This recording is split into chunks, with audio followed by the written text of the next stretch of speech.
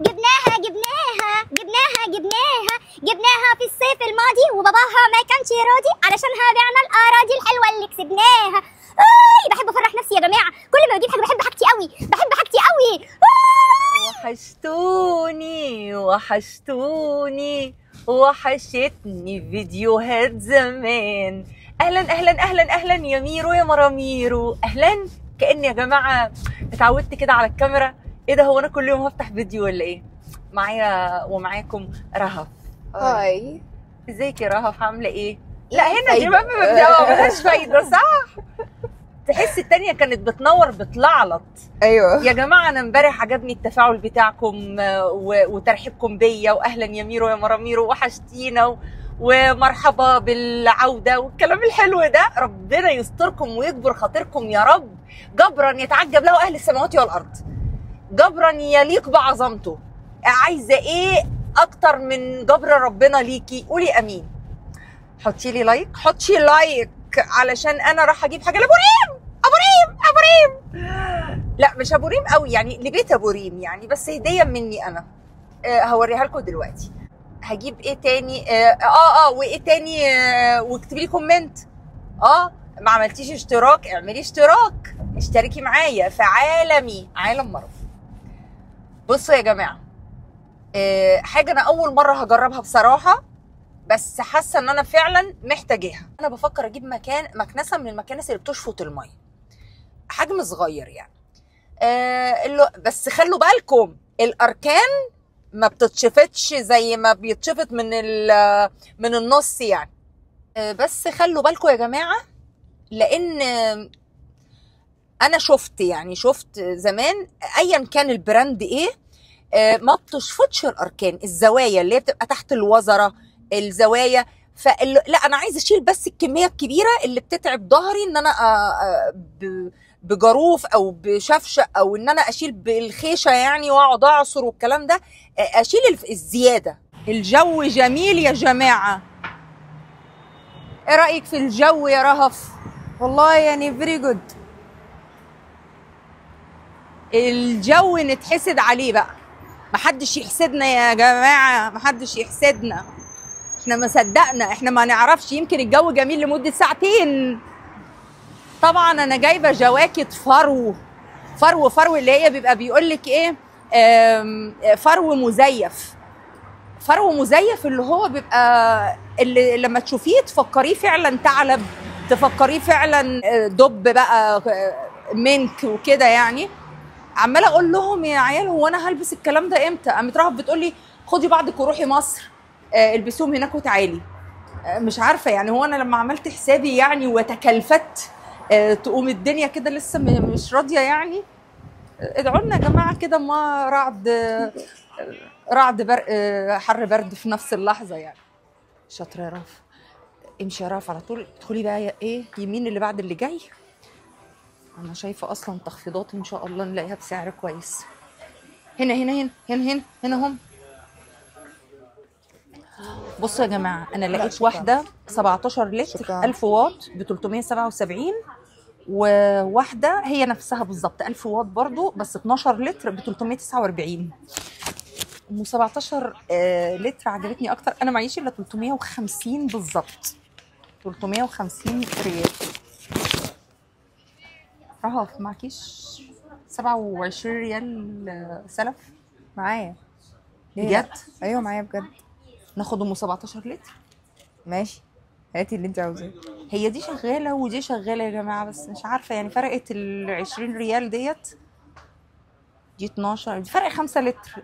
فكروا معايا. دي اصلا كان لونها يا رب اهدنا يا رب للحاجه الكويسه. بصوا يا جماعه، دي اللي هي حجمها 12 لتر 17 لتر. شوفها كده من جوه. مش عارفه يا جماعه، انا احترت والله. انا حاسه ان ال 20 ريال ديت يعني طالما كده متورطه وشارياها، اخد الحجم الاكبر. ايه يا رهف؟ والله يعني اللي انت عاوزاه. انت رايك ايه؟ انا اقول خدي صغيره مش كبيره. تمام، هاخد ال 17 لتر. وطبعا يا جماعه بيبقى فيه اللي هو البرميل جسم معدني. انا ما بحبش اي مكانس اللي هي بتبقى البراميل اللي بتبقى جسم معدني ابدا. طول ما هي شغاله اكهرب، عيالي يكنسوا بيها عادي، ما فيش اي مشكله. انا بكهرب، انتوا عارفين يعني الاستاتيكيه بقى اللي عندي. فمجرد ما المسها بالغلط كده تيجي جنب رجليا او ابقى عايزه ازقها لورا قدام، فبضطر استخدم رجليا وانا ماسكه العمود، بقوم الكهرباء. فانا كنت بدور اصلا على حاجه يكون الجسم بتاعها بلاستيكي. شوفوا انا لقيت كده اكتر من براند وبقيت محتاره.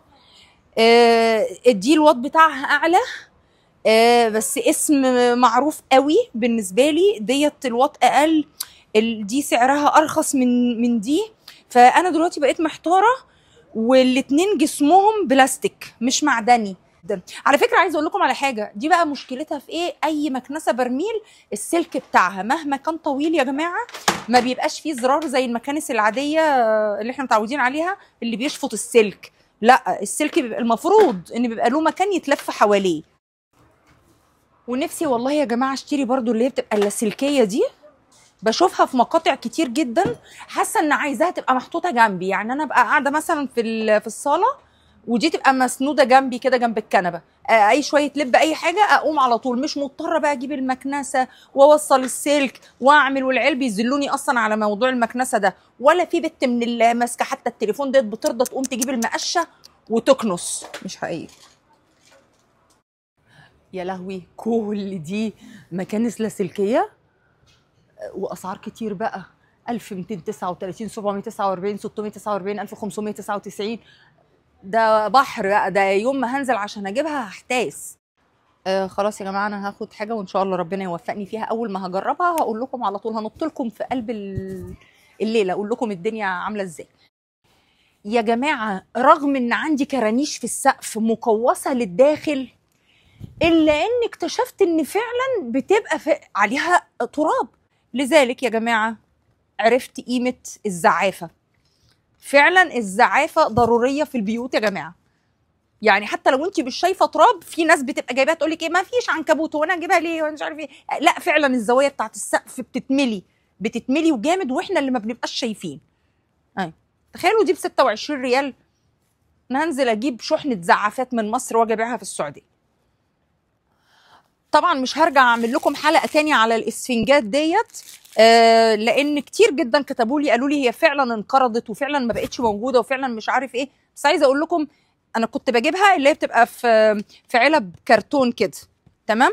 انما انا اول مره المره اللي فاتت لما جيت اجيبها اللي هي في الكيس ده، ما اعرفش فيه ايه، هي تقريبا يعني انقرضت من الاسواق، والسيفه الخضراء بتاعتها ديت بدات اصلا تنقرض. ما عجبتنيش اخر حاجه جبتها، ما عجبتنيش. فقلت اما ايه اقول لكم واللهم بلغت اللهم فاشهد، ما تتعبوش نفسكم في البحث عنها، مش قوي يعني، مش قول الله. يا ربي يا ربي يا ربي، الالوان الاصفر والاورنج، العروض يا ربي، مش قادره تيجي دلوقتي الا وانا معيش فلوس. 350. انا حاسه ان 350 ريال دول هيبقوا بطل الحلقه النهارده. حطي لايك لل 350 ريال، يا رب يرزقكم كلكم ب 350 ريال، فوق المليون، فوق المليون. عروض. لا مش عايزه، مش هركز. انا مش شايفه. انتم تحلمون، انا بحلم، انا مش في الحقيقه. يا لهوي، هي دي اللي انا كنت عايزاها. مش مشكله، لا مش عايزاها، ما حصلش. كدابه قوي، محدش يصدقني. انت هتحطي لايك للفيديو ولا؟ لقيت ابو ريم جايب من دي يا ولاد، مزارع بقى وكده يعني عشان يعمل الزرع.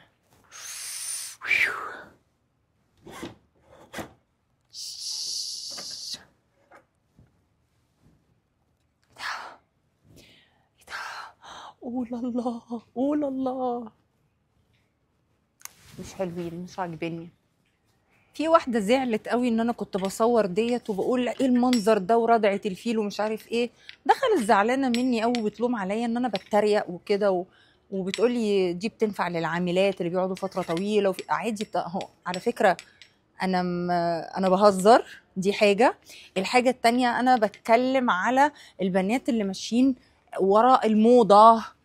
اللي هو هيجيبوها ومش رياضيين ومش مهتمين يعني بشرب الميه طول الوقت ولا العصاير الطبيعيه ولا الكلام ده كله، انما كترمس للسخن والبارد والكميه ديت وان انت بتستخدميها. لا طبعا انا مش بقصد اي تقليل من اي حد خالص ولا من اي منتج، بالعكس انتوا عارفين ان انا عندي فوزيه وابو صلاح ومش عارف ايه واحجام كبيره يعني، بس انا بتكلم ان انا لقيت ناس كتير جدا في شارع النزهه، بنات صغيرين وكبار وكله داخل ايه عايز مش عارف ايه دي اللون البنكي وسعرها غريب، وجايبينها لمجرد اللي هو التقليد. ان ليها استخدام وحلوه وعمليه معاكي هاتيها ليه لا. عموما هي هنا في السعوديه 69 ريال، وفي منها اللون التاني برضو، اللون التاني ده حلو قوي. هي في واحده قالت لي هي حلوه الستايل ده يا مروه عاملينه علشان خاطر العربيه، مكان الكوبايات اللي في العربيه اهي بصوا الرفع ده، وتبقى طالعه بقى كميات كبيره لفوق خلاص.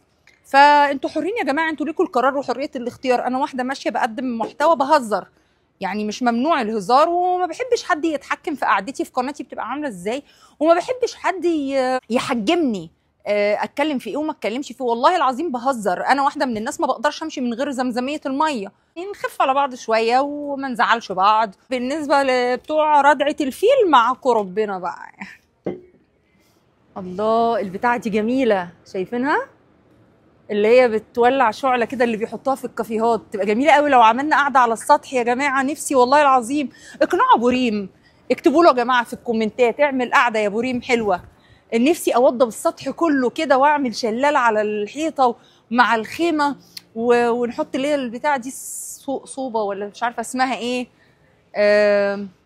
وجو جميل كده. نفسي يعني عايزين حاجه ابو كلب تكون ارخص شويه علشان عارفين مش عايزين نصدمه، كل ما نخرج نروح في حته ونلاقي فرصه نتصل بيه يقوم محول لنا نقوم دافعين بالبطاقه.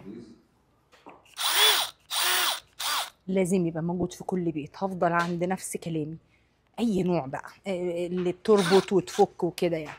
انما كمسكاب او ان هو يبقى شنيور دوري طبعا على حاجه تكون الماني، وكل ما غليت كل ما كانت اقوى يعني.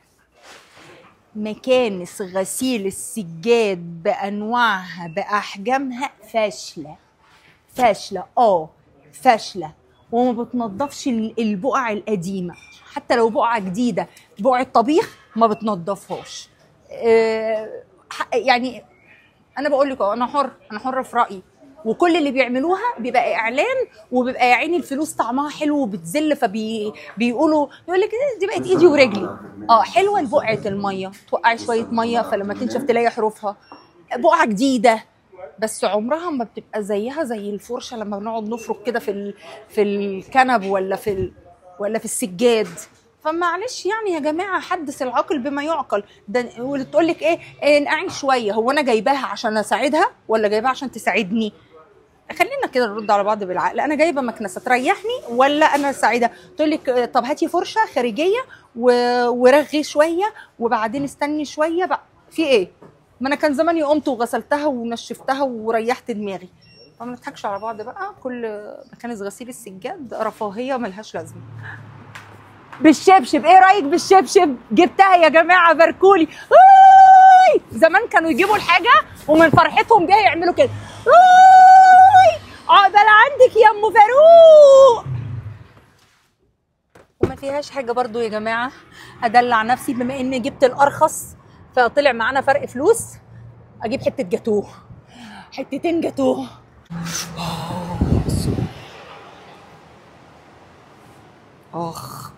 قلبي الصغير لا يتحمل.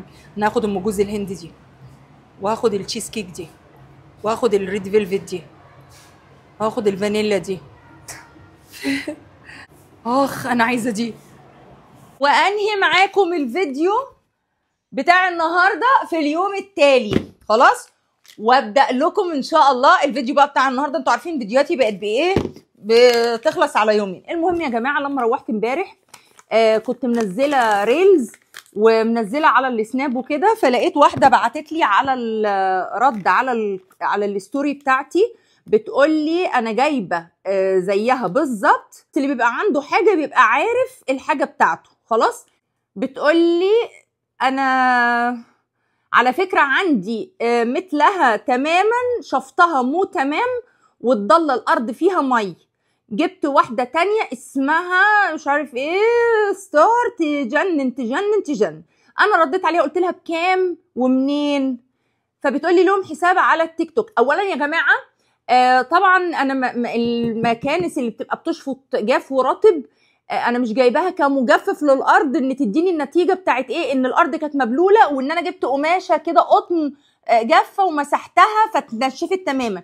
لا، انتوا عارفين الهدف اللي انا قلت لكم عليه، اللي انا جايبه له يعني مكنسه تشفط الميه، ان تشفط لي البركه. يعني انا مثلا اغسل الستاير او ادلق ميه في الارض اجمعها بالكاوتشه او اللي هي المساحه، يعني البركه بقى اللي هتتكون في الاخر في النص ديت، بحيث ابقى براحتي وانا بشطف ارضيات وكده او حوش او الكلام ده، فتسهل عليا بدل ما ابخبخ خيشه او فوطه واقعد اعصر او اجيب جاروف والملم واحط في جردل، بعدين اجيب الجردل اروح اكبه وبعدين ارجع اعبي.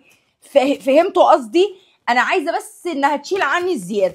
فطبعا لما شفت الكومنت ده وقبل ما افتحها قلت امسك برضو الفاتوره. في كل فاتوره بيبقى فيها سياسه الاستبدال والاسترجاع، لان معظم المكانس بتاعت غسيل ده اللي انا اعرفه، يعني بتاع غسيل السجاد المفروشات الكنب دي مش بتسترجع ولا بتستبدل. ما تجيش انت مثلا تجربها لي على سجاده وتلم وبر قد كده في الفرشه فتروح تفضيها وتلمعها لي وتيجي تقول لي ايه ما عجبتنيش. بيرجعوها في حاله ان يبقى فيها عيب مصنعي، انما دي بتشفط تراب وبتشفط ميه مش غسيل وما فيهاش فرش. فلذلك هشوف اذا فيها استبدال واسترجاع ولا لا. لربما تطلع مثلا مش تمام، فاتاكدت مفيش الحته اللي هي بتاعت لا تسترجع يعني او ان هي لا تستبدل. تمام.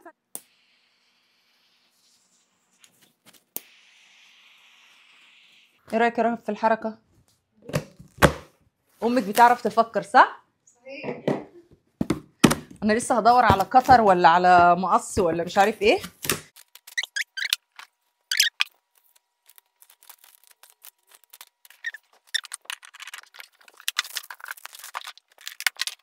انا بزهق والله، بزهق بجد. فيها وظيفه منفاخ فقصص كده ما المهم يا جماعه جبت شفشق الميه بتاعي ووصلت الكهرباء ويلا نجرب، واتمنى تطلع اي كلام عشان اروح ارجعها وافتك. هلف لكم التليفون عشان يبقى فيه انعكاس الضوء. اطول الا انا هطول البتاعه دي علشان اشوف برضو، يمكن تكون وهي قصيره هتشفط وهي طويله ما تشفطش، فاحنا ايه نخلي الطول الطبيعي بتاع البني ادمين اهي.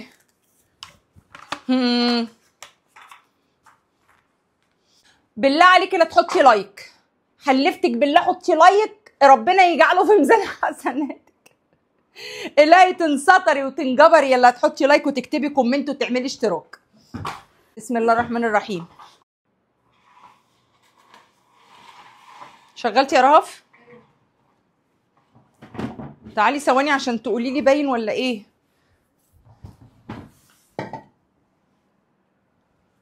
باين الاضاءه بتاعت الشباك واللمبات؟ ايوه. باين الميه؟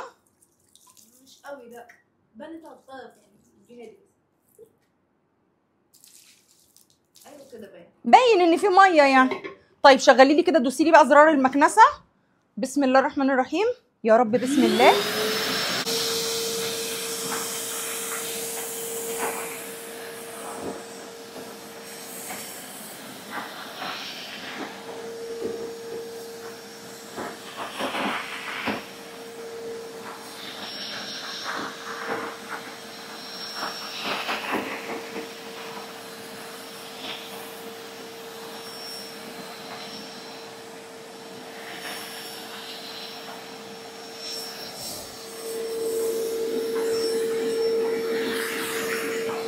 بصيها كده كده. صح، انا عايزه اصور دي يعني اللي باين فيها اللمبه ديت اهي. فين اللمبه اهي؟ اما اشوف كده.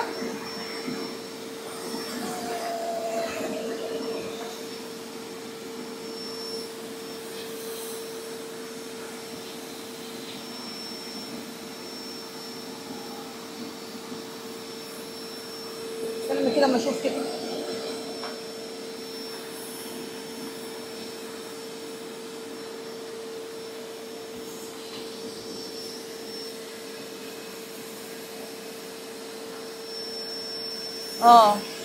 انا كده فهمت.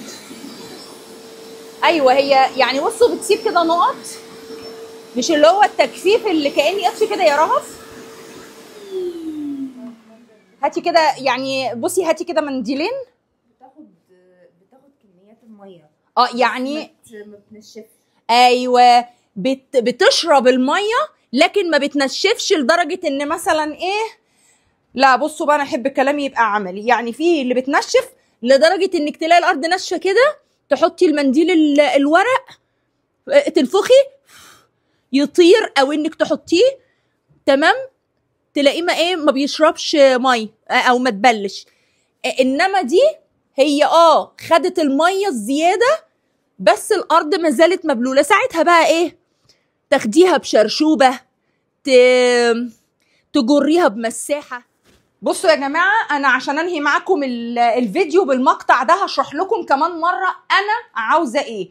طبعا انا شفتها في الارض نقط ميه، فطبعا لو انا بمسح الارض الهدف امسح الارض كنظافه والتراب وكده، ما اعتقدش انه هيطلع. هي بتشفط الميه الزياده، علشان يطلع هبقى محتاجه ايه، هبقى محتاجه يا اما المساحه اجر بيها وفي الاخر اشفط شويه الميه اللي في الاخر، بعدين ايه بقماشه او فوطه امسح، او بالشرشوبه امسح، او هكذا. لو مثلا في مكنسه من ديت، وبرده انا بستفيد منكم على فكره، لو في مكنسه بتجفف وتشفط الميه بترابها بكل حاجه قولوا لي، بس يا ريت تذكروا لي السعر، لان برضو انا ميزانيتي محدوده. فانا ده هدفي. بصوا ان انا لو بغسل الستاير مثلا وبدات ادلق على الستاير والميه تنزل في الارض، او بجيب ميه من تحت الكنب، ده هدفي. انا جايباها للطريقه دي بالذات، المنديل مازال هنا، او ان انا اعمل كده. ده هدفي انا كمروه. كل حد وبيجيب حاجته على حسب استخدامه عاوزه يبقى ايه. او جبت كله اهو بالمساحه. فانا طبعا بتخيل دلوقتي ان انا غسلت الستاير والصابون نزل وشفطته، بعدين دلقت عليها، رشيت عليها ميه شطف والميه نزلت او وجمعتهم اهو. فده هدفي ان انا بقى ايه، او عامله كده.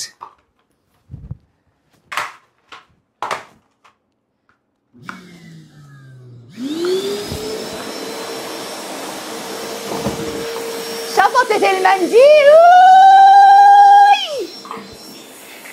وكان فيه شعر وكان فيه قشرة لب، اللي هو انا بلحق الميه الكتيره.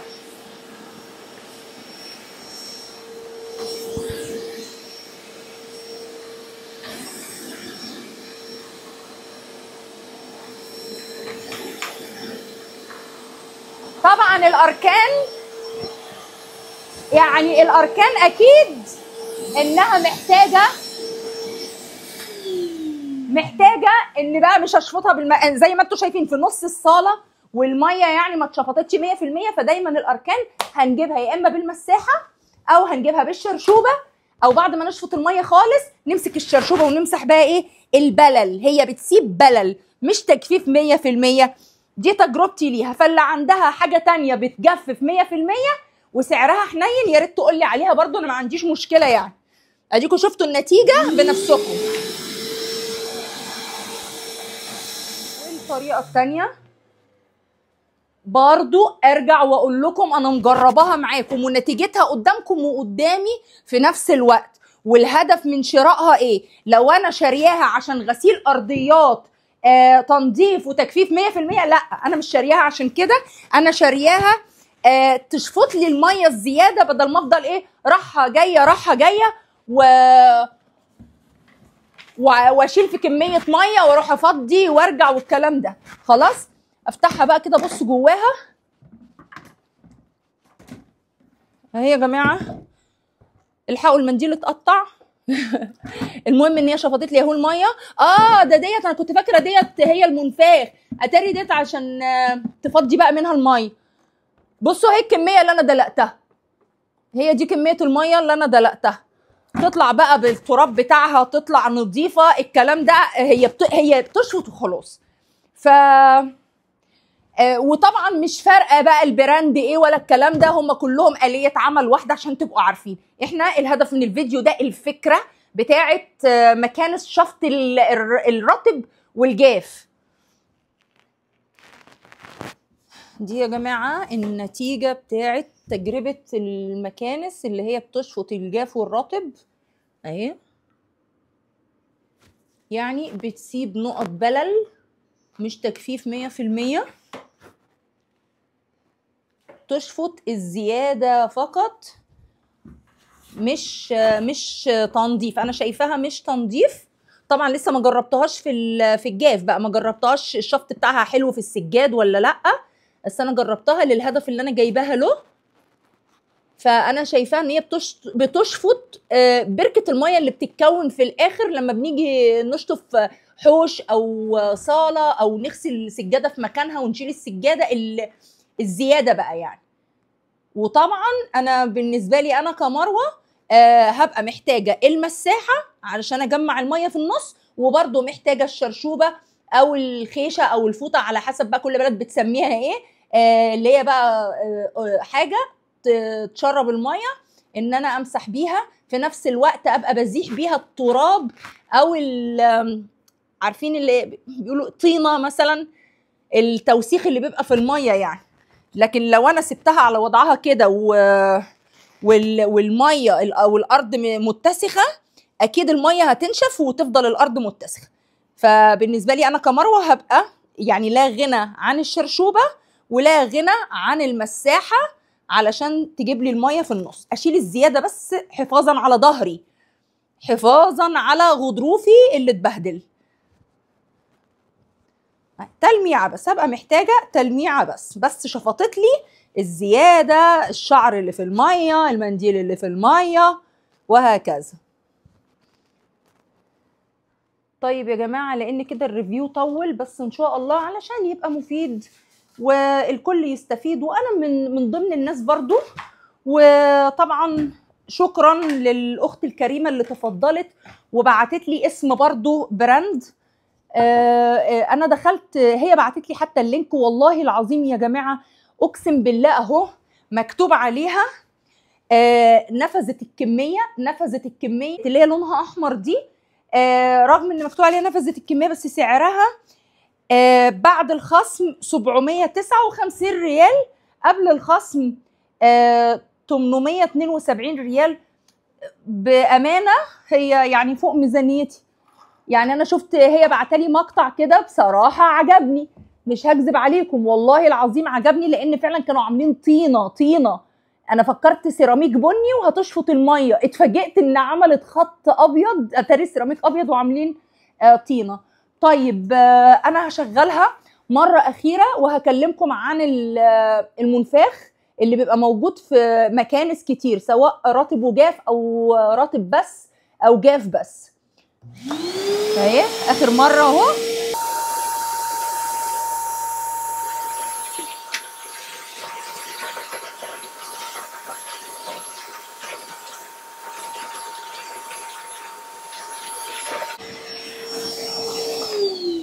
المهم ان هي ايه، قضت الغرض اللي انا جايباها له.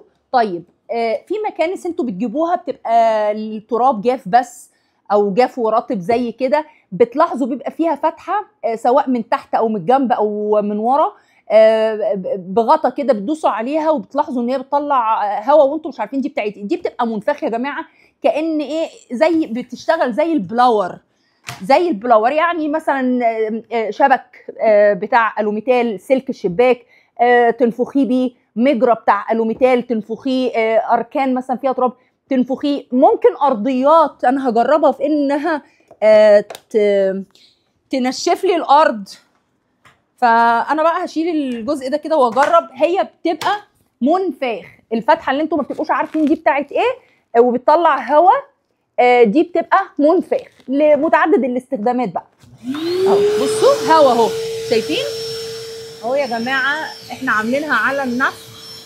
شوفوا عايز اجيب لكم حته واضحه اكتر. دي مثلا بصوا شايفين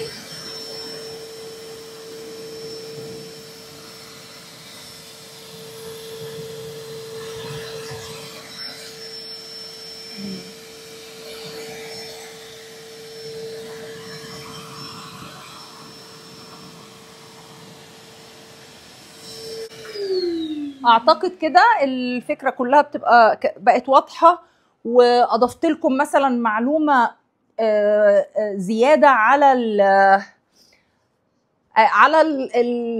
الوظيفه بتاعه المكنسه اللي بتبقى رطب وجاف او جاف فقط. الكاميرا عامله كده ليه؟ فان شاء الله ان انتوا تكونوا يعني استفدتوا. انا كنت كتير اقعد اقول هو ايه الفتحه اللي في المكنسه العاديه اللي عندي ديت وبتطلع، يمكن تكون ديت التهويه بتاعتها ولا ايه. لا، جيت بعد كده عرفت ان ديت منفاخ، ان زي كده البلاور اللي بنجيبه واللي بينفخ الهواء ده. فطبعا بالنسبه للمكنسه انا طبعا جبت حاجه على قد ميزانيتي. ان شاء الله ربنا يكرمني ويرزقني ويرزقكم جميعا يا رب، ونجيب كل اللي نفسنا فيه ويرزقني بالافضل دايما. ف مش عارفه بعتيلي ليه، هتعشميني بيها ليه بس كده يعني. شكرا يا حبايب قلبي، اشوفكم في فيديو جديد، وان شاء الله الفيديوهات اللي جايه احلى واحلى واحلى. والسلام عليكم ورحمه الله وبركاته.